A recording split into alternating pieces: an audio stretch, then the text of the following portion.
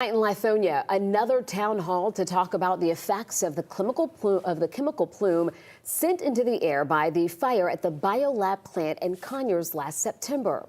Experts focused on how the chemicals in the smoke could impact your body. And residents were able to ask some really important questions and get legal advice about how to move forward. 11 Alive's Angelina Salcido was there tonight. Angelina, even with BioLab closing part of its Conyers plant, neighbors are still looking for relief, right? Yeah, and that's because BioLab says that it is closing the manufacturing part of the plant. But the experts here tonight say that that really does not matter because that part of the plant is actually not where this chemical fire started. That is not where these toxic chemicals are being stored. Plus, the majority of the damage to these residents has already been done.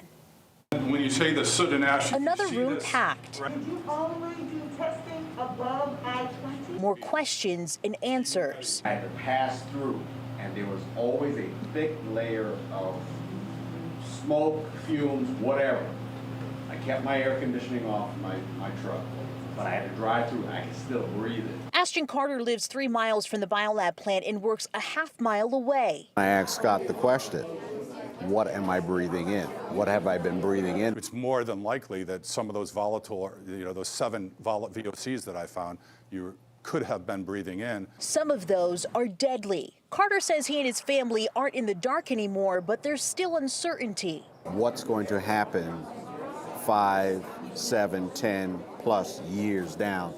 What is the long-term effects of all of this? No one started having these health symptoms until after the BioLab event. It's that simple. But Scott Smith, an environmental advocate testing soot from the chemical plume, says they've heard of several symptoms from people who had to be hospitalized. Bloody noses, trouble breathing, stroke-like symptoms, severe headaches. That's why these town halls are valuable to arm the community with information. Smith's testing still isn't done. For crop data because no one's testing for it. And just like I said, you can't find what you don't look for. Now, these crop results should be available within the next several months. That should give us more of an idea of the lasting impacts of these chemicals. Ashton tells me he also plans on having Scott Smith test the chemicals in the residue at his home to figure out if they have any effects there as well. We're live tonight in Lithonia. Angelina Salcido, 11 Alive News. Angelina, thank you. By the way, folks, lawyers at the town hall meeting tonight were helping residents figure out their next best steps moving forward.